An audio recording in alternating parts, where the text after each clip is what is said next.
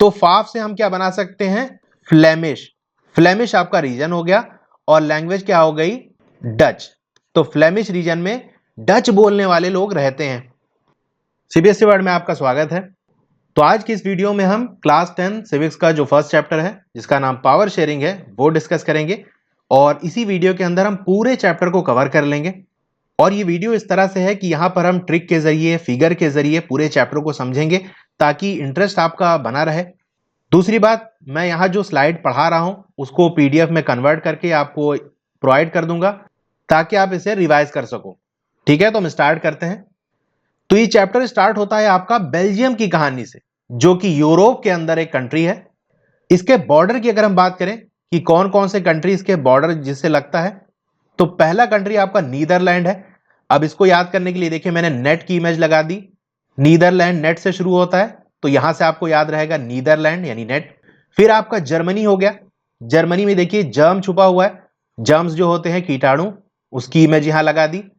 तीसरा आपका ये फ्रांस है और फ्रांस से हमने क्या लिया है? राफेल। राफेल एयरक्राफ्ट लिए हैं। तो राफेल एयरक्राफ्ट कहां के लिए हैं? फ्रांस में बनते हैं, फ्रांस की कंपनी है। ठीक है, आपने बार बार न्यूज में सुना होगा, पेपर में भी निकलता रहता है, हमने राफेल लिया। तो राफेल कहां का है? फ्रांस का है। तो तीसरा कंट्री जिससे बेल्जियम का बॉर्डर लगता है वो फ्रांस हो गया। फिर आपका लक्समबर्ग हो गया। ठीक है, तो लक्स नाम का एक साबुन आता है, देख सकते हैं यहाँ लक्स लिखा है, तो लक्समबर्ग। ठीक है, अब पॉपुलेशन की बात कर लें तो उसकी 1 करोड़ से ज्यादा कुछ पॉपुलेशन है, यानी हरियाणा का लगभग आधा। फिर इस कंट्री के अंदर बेल्जियम में 2 हिस्से हैं। एक आपका फ्लेमिश रीजन है जहां पर 59% लोग रहते हैं, यानी पूरे कंट्री की पॉपुलेशन का 59% फ्लेमिश रीजन में रहता है और वो डच लैंग्वेज बोलते हैं। दूसरा आपका वेलोनियन रीजन हो गया, यहां पर 40% लोग रहते हैं और ये भैया फ्रेंच बोलते हैं। और बचे आपके 1% वो आपके जर्मन लैंग्वेज बोलते हैं। बेल्जियम की कैपिटल का नाम है ब्रुसेल्स।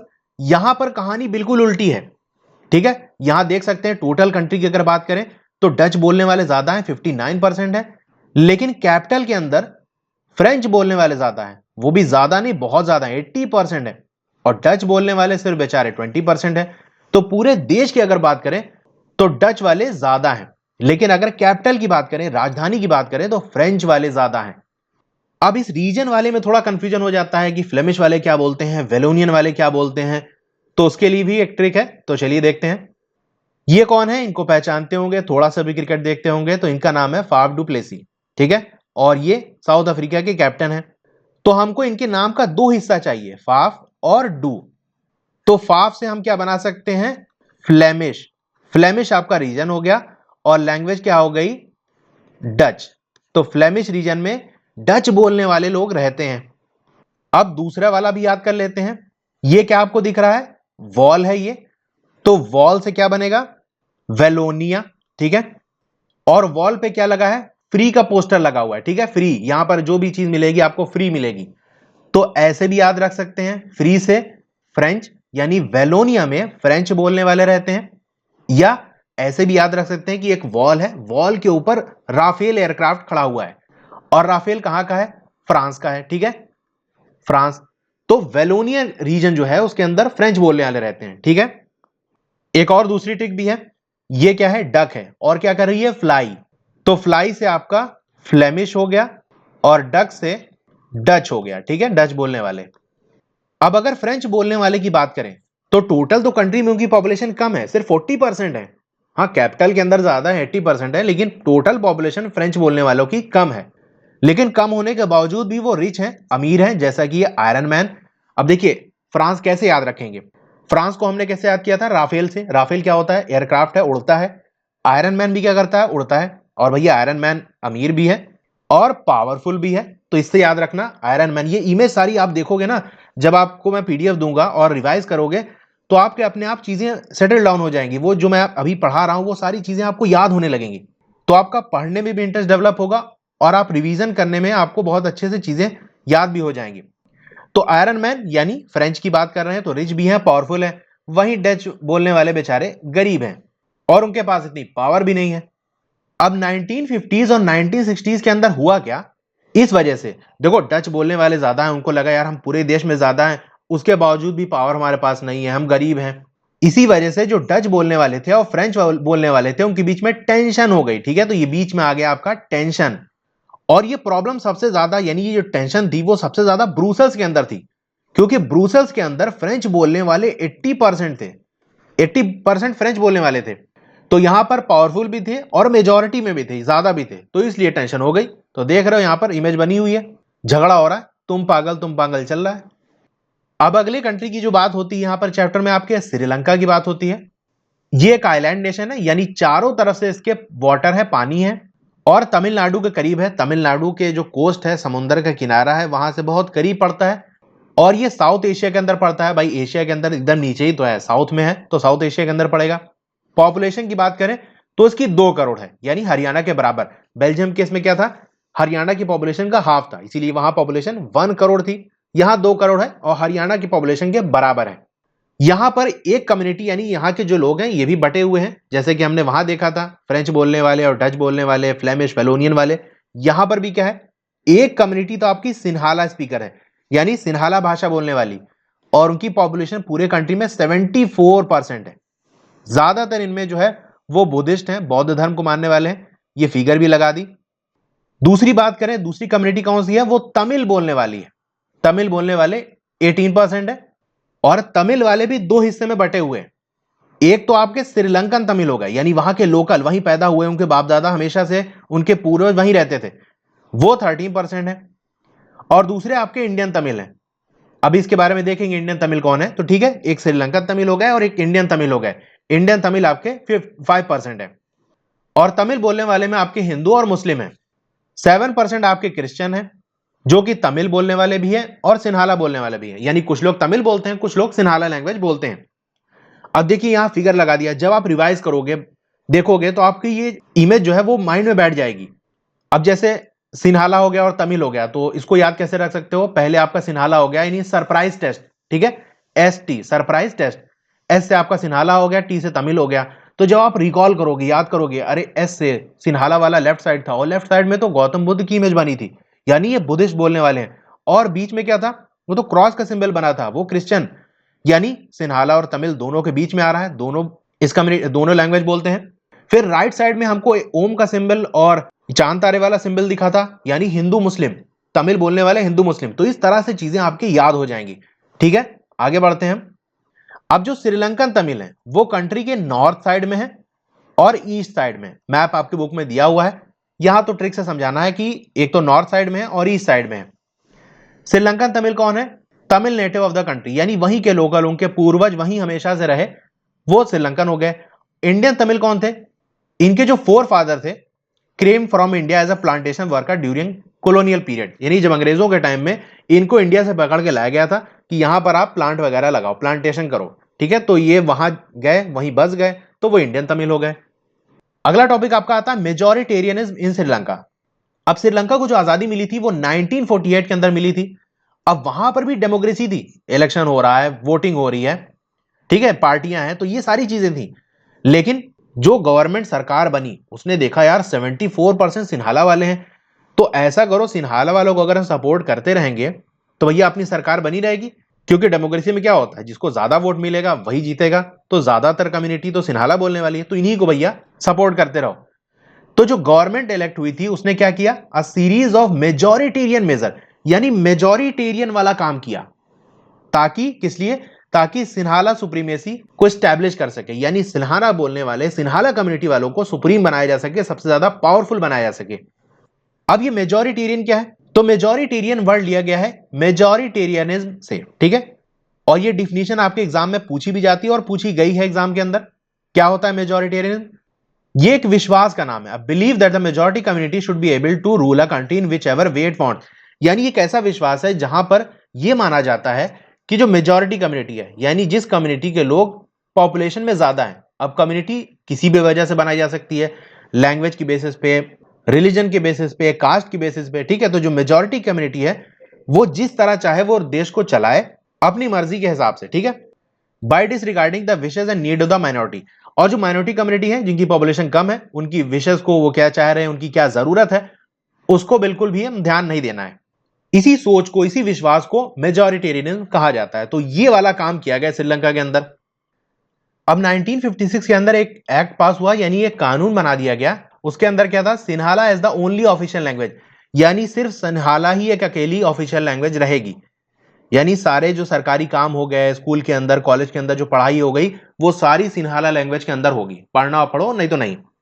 और दूसरी चीज क्या किया, वहां की जो गवर्नमेंट थी उसने प्रेफरेंशियल पॉलिसी को अडॉप्ट किया। प्रेफरेंशियल पॉलिसी यानी किसी एक कम्युनिटी को, किसी एक ग्रुप को ज्यादा इंपॉर्टेंस देना, उनको ज्यादा सपोर्ट करना, इसी को हम प्रेफरेंशियल पॉलिसी कहते हैं। ठीक है, ऐसा कानून बना दिया गया और एक ऐसी नीति बना दी गई जिसके अंदर किसी एक ग्रुप को, किसी एक कम्युनिटी को ज्यादा इंपॉर्टेंस दी जा रही थी।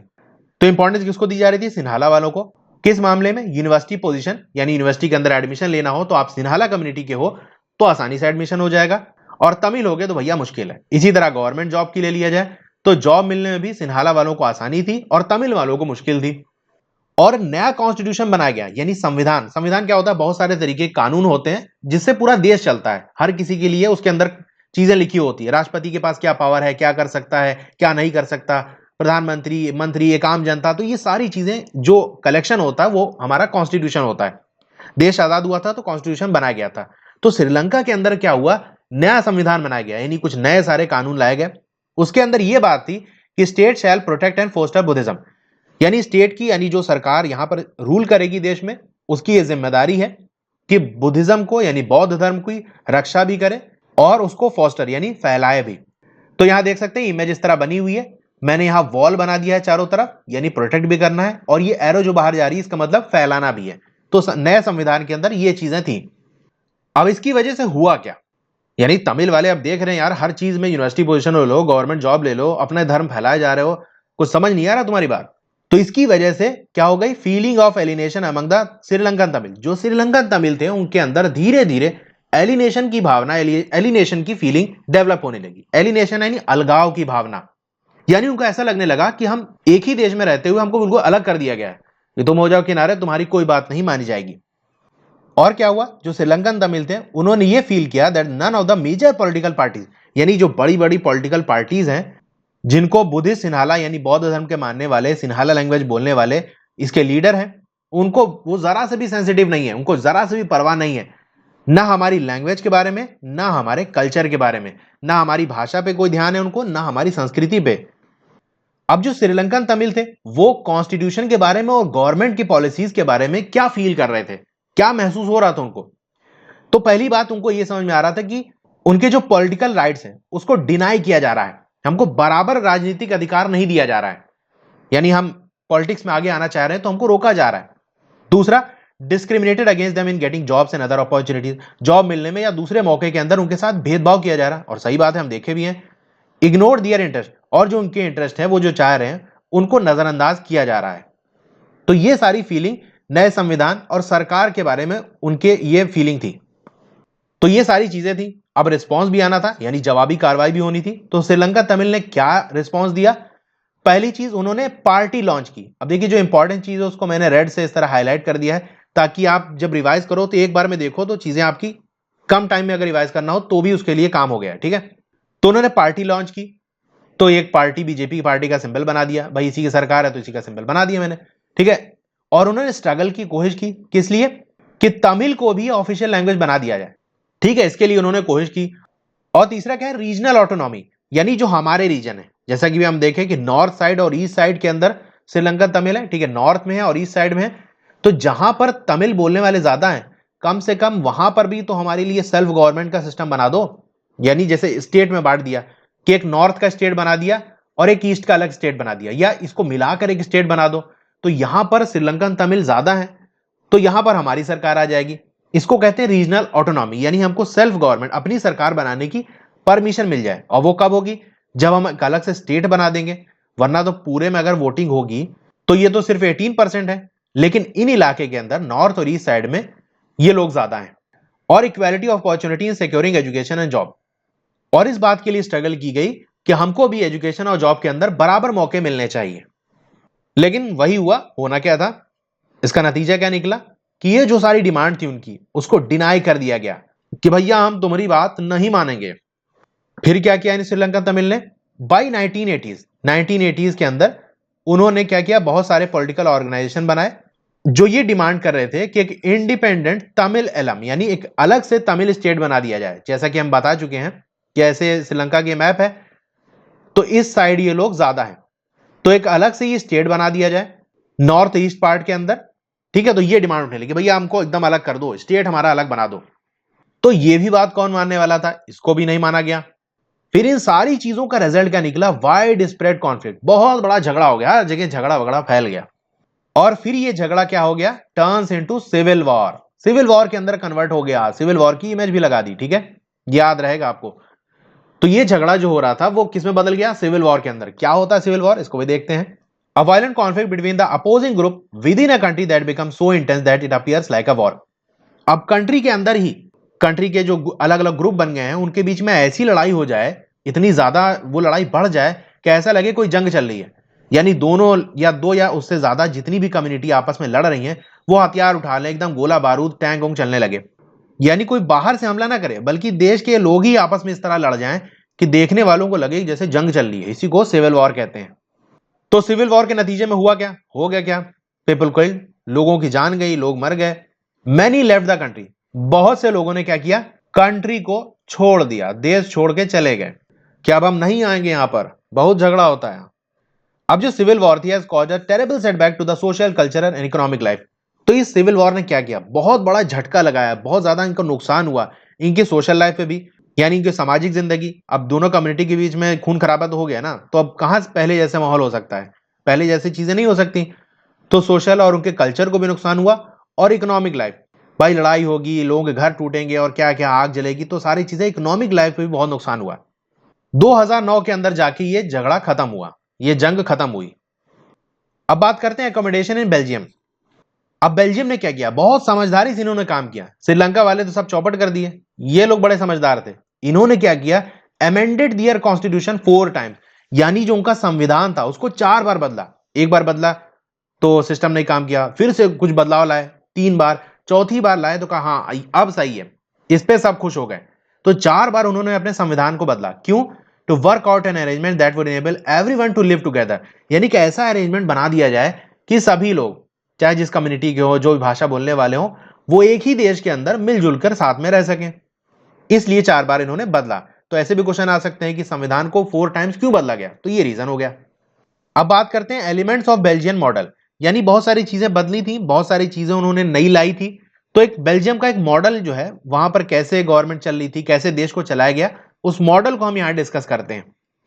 तो पहली चीज, वहां के संविधान के अंदर यह बात मेंशन की गई कि जो सेंट्रल गवर्नमेंट है, ठीक है, जो केंद्र सरकार है, वहां पर जो डच बोलने वाले मिनिस्टर हैं और फ्रेंच बोलने वाले मिनिस्टर, उनकी पॉपुलेशन बराबर होगी। यानी अगर 50 इधर से उठाए तो 50 इधर से उठा लिए।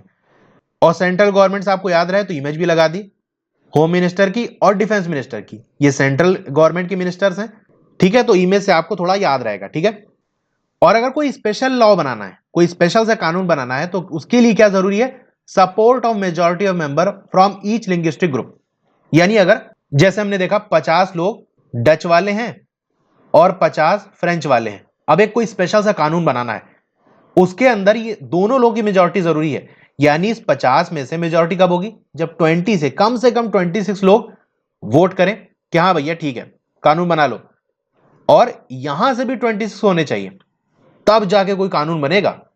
अब मान लो यहां 50 के 50 तैयार हो गए, लेकिन यहां 49 हुआ तो कानून नहीं बन पाएगा, दोनों की मेजॉरिटी जरूरी है। तो यही कहा जा रहा है कि support of majority of member from each linguistic group, her group से मेजॉरिटी चाहिए, कोई स्पेशल लॉ बनाना हो उसमें। अब दूसरा पार्ट क्या है, दूसरा पॉइंट, इसमें बहुत सारी जो पावर थी सेंट्रल गवर्नमेंट की, उसको स्टेट को दे दिया गया कि भैया चलो कुछ जेब खाली करो, सारी पावर खुद लेके बैठोगे, तो पावर दे दी गई स्टेट को, कुछ यहां से लेके स्टेट को दे दिया गया। और state government are not subordinate to the central government, ये बात बिल्कुल ध्यान रखना, नॉट सबऑर्डिनेट, यानी जो स्टेट गवर्नमेंट है वो सेंट्रल गवर्नमेंट के पूरे कब्जे में नहीं है कि हाँ जो सेंट्रल गवर्नमेंट का है उसको स्टेट को करना है। उनको अपना अलग दे दिया, इनको अपना अलग दे दिया कि तुम्हारे पास कुछ पावर है, तुम्हारे कुछ पावर है, दूसरे में टांग मत अड़ाना।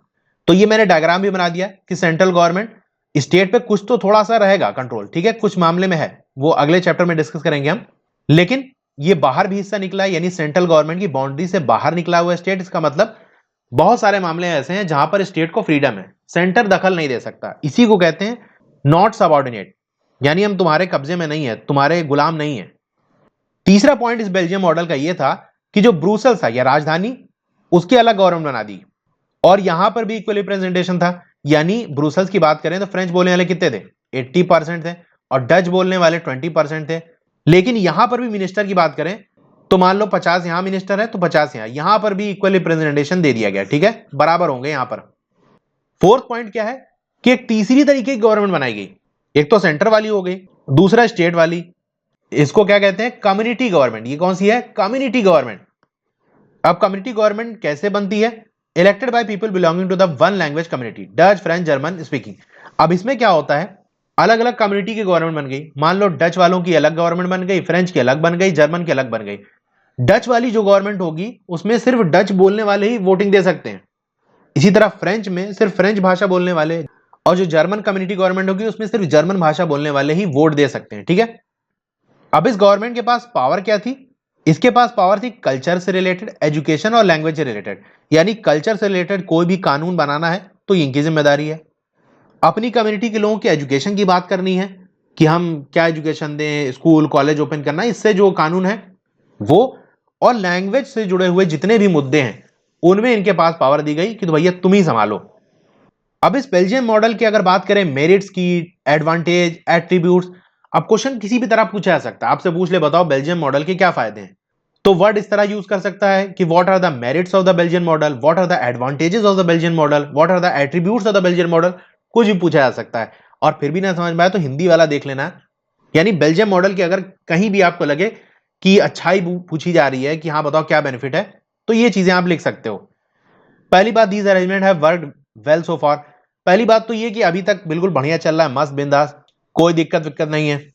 दूसरा, इस मॉडल ने हेल्प किया है टू अवॉइड सिविक स्ट्राइफ, यानी आपस में जो नागरिकों का झगड़ा था इसको रोकने में मदद की है, ठीक है, दोनों कम्युनिटी के बीच में।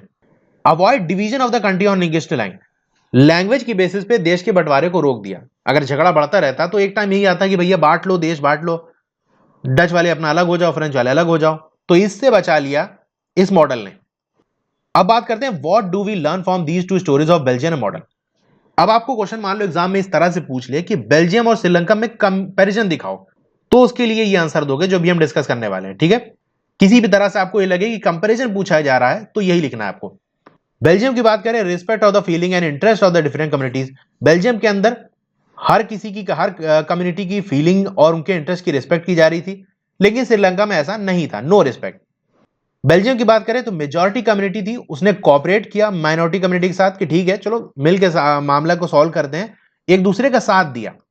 लेकिन श्रीलंका के अंदर majority community want to force his dominance over the other, लेकिन श्रीलंका के अंदर तो भैया जो मेजॉरिटी कम्युनिटी थी वो चाह रही थी कि हम किसी तरीके से ताकत के बल पे अपना कब्जा जमा लें। आखिरी बात ये कही जा सकती है कि पावर वॉज शेयर्ड, बेल्जियम के अंदर पावर की शेयरिंग हुई, लेकिन श्रीलंका के अंदर refuse to share power with minority. Sri Lanka के अंदर जो मेजॉरिटी कम्युनिटी थी उसने रिफ्यूज कर दिया माइनॉरिटी के साथ पावर शेयरिंग है, इनको हम पावर वार नहीं देंगे। अब इसी को आप थोड़ा और बड़ा करके सेंटेंस वेंटेंस बना के लिख सकते हो, मैंने शॉर्ट में इन चीजों को लिख दिया है। अब एक क्वेश्चन जो बहुत इंपॉर्टेंट है, कई बार एग्जाम में है, why power sharing is desirable. वैसे पूरा पैराग्राफ दिया है आपके बुक में, तो वहां से डिटेल में पढ़ सकते हैं, यहां पर हम शॉर्ट में इस टॉपिक को समझेंगे। व्हाई पावर शेयरिंग डिजायरेबल, क्यों चाहा जा रहा है कि भैया पावर शेयरिंग होनी चाहिए, तो दो रीजन हम दे सकते हैं। पहला वाला आपका प्रूडेंशियल हो गया। अब प्रूडेंशियल का मतलब क्या है, बेस्ड ऑन द प्रूडेंस और on careful calculation of gain and losses, यानी जब कोई चीज आप फायदा नुकसान देके करते हो तो वो जो रीजन होता है उसको हम प्रूडेंशियल कहते हैं। तो इस प्रूडेंशियल रीजन में क्या है, stress that power sharing will bring out better outcome.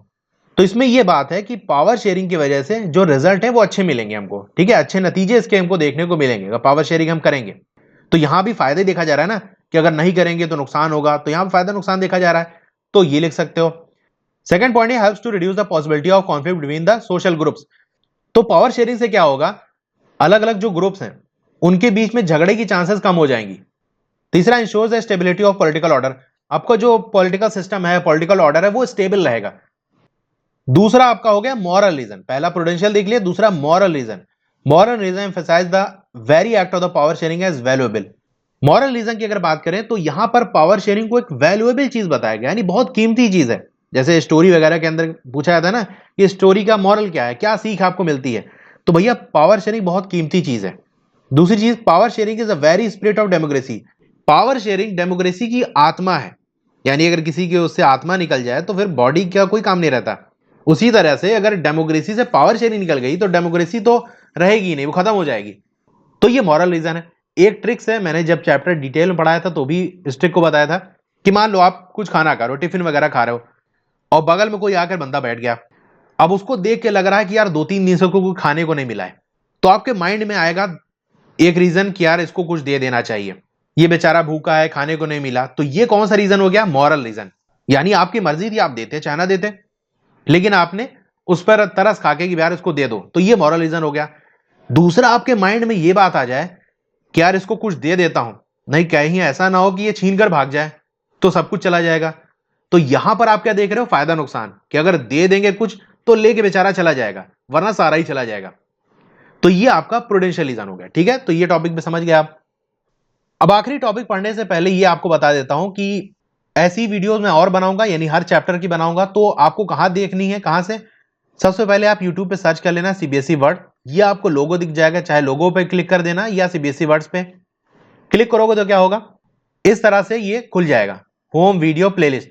अब प्लेलिस्ट पे आपको क्लिक करना है। तो जब आप प्लेलिस्ट पे क्लिक करोगे, नीचे स्क्रॉल डाउन करोगे तो आपको ये दिखेगा सीबीएसई क्लास 10, ये हेडिंग लिखी होगी। उसके अंडर में सीबीएसई क्लास 10 की सारी प्लेलिस्ट होगी, 4 आपको ऐसे दिखेगी। और आपको देखनी है तो यहां एरो बनी है, ठीक है, इस पे क्लिक करोगे तो सारी ही जो है वो प्लेलिस्ट खुल जाएगी। उसी के अंदर हर तरीके की प्लेलिस्ट है, आप खुद ही देख के आइडिया लग जाएगा आपको कि इस प्लेलिस्ट में क्या वीडियो है। तो जैसे मैं सिविक्स की बात कर रहा हूं, क्लास 10 सिविक्स के अंदर आप जाओगे तो हर चैप्टर के एंड में ये इस तरह की वीडियो जो मैं कंप्लीट चैप्टर की बनाऊंगा, हर चैप्टर के एंड के बाद वो वीडियो उसी के अंदर मिल जाएगी। ठीक है, तो चूंकि सारे चैप्टर की बनाऊंगा तो इस तरह से हर चैप्टर के एंड में आ जाएगी। दूसरी बात, अभी तक अगर आपको सेशन अच्छा लगा हो तो यार लाइक बटन दबा देना, और अगर चैनल पर नए हैं, सब्सक्राइब नहीं किया है, तो वीडियो के नीचे ऐसे सब्सक्राइब लिख के आ रहा होगा, उस पर क्लिक कर देना, और उसके बगल में यहां पर एक बेल आइकन दबा बना होगा, उस पर क्लिक करके ऑल पे क्लिक कर देना। तो जब भी नई वीडियो आएगी वो आपको मैसेज आता रहेगा। और अपने दोस्तों में से शेयर जरूर करना इस वीडियो को। मैंने फेसबुक पेज बनाया है, उसका लिंक भी आपको वीडियो के नीचे डिस्क्रिप्शन में मिल जाएगा। टेलीग्राम ग्रुप है, उसको भी आप ज्वाइन कर सकते हो, वहां भी मैं डायरेक्ट नोट्स प्रोवाइड कर दूंगा। ओके, तो चलते हैं अपने आखिरी वाले टॉपिक पे। तो बात करते हैं फॉर्म्स ऑफ पावर शेयरिंग, यानी पावर शेयरिंग किस तरह से हो सकती है। पहला फॉर्म क्या है? Power is shared among different organs of the government. ठीक है, ये जो रेड से हाईलाइट किया है इसको ध्यान से याद रखना। एक शेयरिंग क्या हो गई कि गवर्नमेंट के जो अलग अलग ऑर्गन्स हैं, या ऐसे कह सकते हो अलग अलग जो पार्ट हैं, उनके बीच में पावर की शेयरिंग होना। अब 3 हिस्से में गवर्नमेंट को बांटा गया है। एक आपका लेजिस्लेचर हो गया, ये लोग क्या करते हैं? कानून वगैरह बनाते हैं।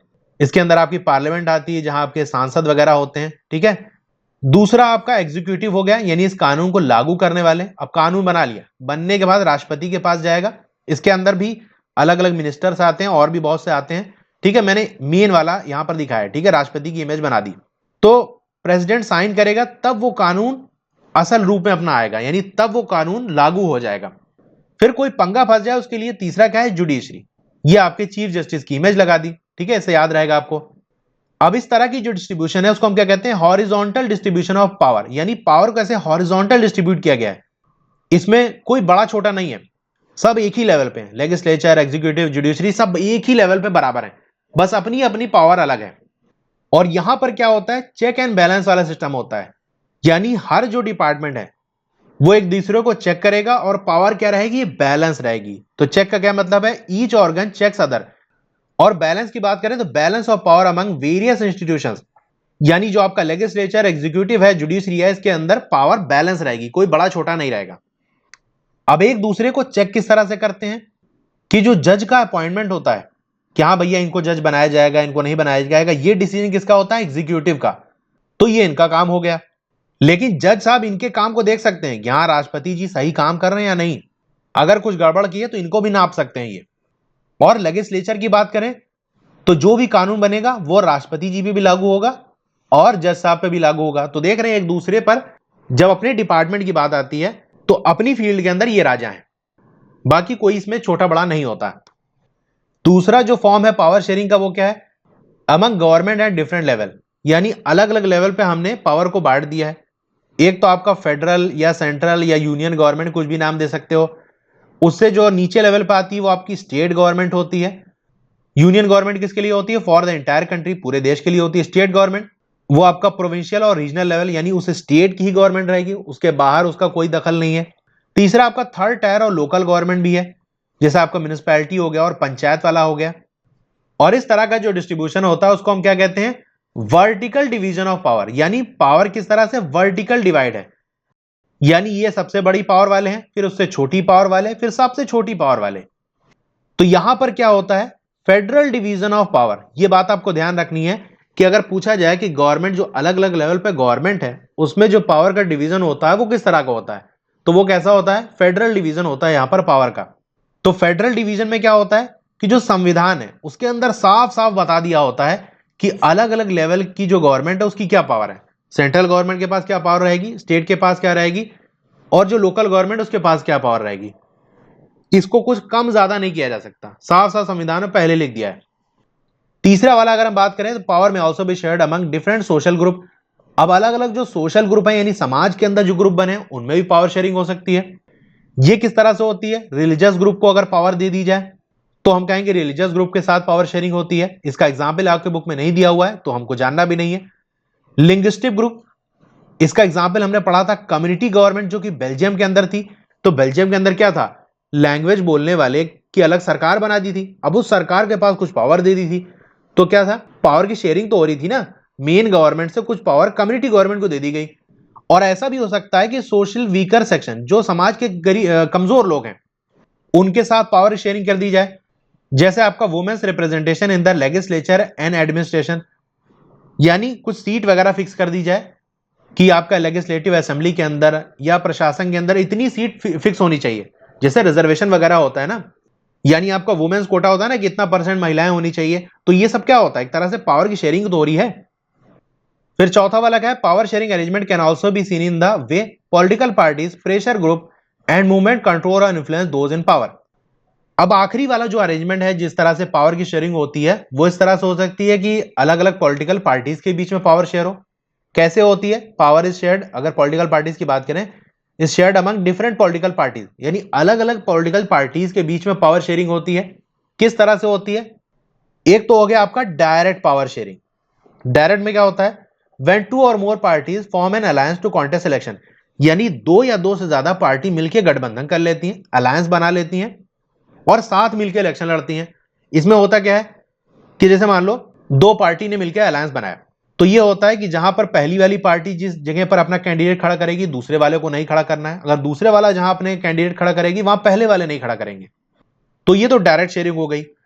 अब अगर अलायंस इलेक्शन जीत जाता है, जो गठबंधन हुआ इलेक्शन जीत जाता है, तो कौन सी गवर्नमेंट बनती है? उस गवर्नमेंट को हम कोलिशन गवर्नमेंट कहते हैं, यानी गठबंधन वाली सरकार, और आपस में पावर शेयर करते हैं। ठीक है, तो यहां पर पार्टी के बीच में डायरेक्ट शेयरिंग हो रही है। ठीक है, कुछ पावर तुम ले लेना, कुछ पावर हमको दे देना, इस तरह से होती है, क्योंकि दोनों ही पार्टी तो इलेक्शन जीती हैं। और एक इनडायरेक्ट भी होता है, इनडायरेक्ट वाला इतना इंपॉर्टेंट नहीं है। उसमें क्या होता है कि कभी कोई पार्टी इलेक्शन जीत गई, अगली बार कोई दूसरी पार्टी जीत गई, तो इस तरह से क्या होता है, कभी पावर इनके पास थी, कभी दूसरी के पास पावर है, फिर किसी तीसरी पार्टी के पास पावर होगी। तो ये होता है पॉलिटिकल पार्टीज के बीच में पावर शेयर होना। इस तरह आपका प्रेशर ग्रुप्स हो गए, यानी ये सब वगैरह क्या होते हैं, मूवमेंट वगैरह चलाते हैं, आंदोलन करते हैं, ये सब क्या करते हैं, ये भी गवर्नमेंट पे दबाव डालते हैं। अब मान लो किसान निकल गए सड़क पे अपनी बात मनवाने के लिए, तो क्या करते हैं, सरकार पे दबाव बनता है। और आपके इंटरेस्ट ग्रुप हो गए, इसमें क्या होता है, ट्रेडर आते हैं, businessman, industrialist, farmer, industrial worker, इनके बीच में पावर शेयरिंग होती है। अब किस तरह से होती है? एक तो direct participation in the government committees, यानी गवर्नमेंट ने कमिटी बनाई, टीम बनाई, उसके अंदर जो ट्रेडर है उनका एक लीडर ले लिया, बिजनेसमैन का एक लीडर ले लिया, किसी एक इंडस्ट्रियलिस्ट को ले लिया, इंडस्ट्री में वर्कर है उनका एक लीडर ले लिया, फार्मर्स का एक लीडर ले लिया, और उनकी एक टीम बना ली। अब कोई भी कानून बनाना है तो उनसे पूछा जाए कि बताओ भैया ये बनाया जाए या ना बनाया जाए। दूसरा तरीके क्या है, bringing influence on the decision making process, कि फार्मर वगैरह अपनी मूवमेंट चलाने लगे, सड़क पे निकल जाएं अपनी बात को मनवाने के लिए। तो जब ऐसी मूवमेंट चलाई जाती है, चाहे वर्कर के जरिए या बिजनेसमैन के जरिए या फार्मर के जरिए, तो इससे सरकार पे दबाव बनता है। यानी सरकार कैसे इलेक्शन जीतती है? वोट के जरिए ना। वोट कौन देता है? आम जनता। तो उनको ये डर होता है कि अगर ये लोग हमारे खिलाफ हो गए और हमको वोट नहीं दिए तो अगली बार हम हार जाएंगे। तो मजबूरी में आके गवर्नमेंट को इन लोगों की बात माननी पड़ती है। ठीक है, तो इस तरह से इनको भी कहा जा सकता है, इनके पास भी पावर है कि अपनी बात ये मनवा ले रहे हैं। ओके, तो ये 4 तरीके के पावर शेयरिंग है अरेंजमेंट। तो हमने पूरा चैप्टर डिस्कस कर लिया। आपको नोट्स इसके वीडियो के डिस्क्रिप्शन के अंदर मिल जाएंगे। वहां पर आपको फेसबुक पेज का भी लिंक मिलेगा, तो उसको भी आप लाइक कर लेना। टेलीग्राम ग्रुप का भी लिंक है, वो उसको आप ज्वाइन कर लोगे तो डायरेक्ट वहां पर पीडीएफ वगैरह शेयर कर दी जाएंगी। तो यहां पर इस वीडियो के अंदर हमने मैक्सिमम चीजें कवर कर ली। यानी अगर 3 मार्क्स, 4 मार्क्स और 5 मार्क्स की बात करें तो यहां पर तो पूरा कवर हो गया। 1 मार्क्स चूंकि कहीं से भी लाइन उठाकर दी जा सकती है, तो मैं कंप्लीट तो नहीं, लेकिन यह कह सकता हूं कि मैक्सिमम 1 मार्क्स के क्वेश्चन आपके इस वीडियो में कवर हो गए हैं। और 1 मार्क्स के लिए मैं अलग से वीडियो लाऊंगा, वहां पर सारे ही 1 मार्क्स के जितने भी पॉसिबल हैं डिस्कस कर लेंगे। लेकिन यहां पर भी ओवरऑल सारी चीजें लगभग कवर हो गई हैं। आपको चैप्टर और डिटेल में पढ़ना है तो उसके लिए मैंने अलग से वीडियो बनाई है, जो पूरा लाइन बाय लाइन एक्सप्लेनेशन है। वो थोड़ी बड़ी हो जाएगी, अलग अलग पार्ट में बनाई है। इस वीडियो को मैंने कंप्लीट बनाया है। ओके, तो आज की इस वीडियो में इतना ही। आपको वीडियो कैसी लगी कमेंट करके जरूर बताइए। अच्छी लगी हो तो लाइक जरूर करिए और अपने दोस्तों में से शेयर करिए। आपका सपोर्ट रहेगा तो मैं और जल्दी सारे चैप्टर्स की वीडियो लाऊंगा। ठीक है, तो फिर मिलते हैं अगली वीडियो में। Thank you.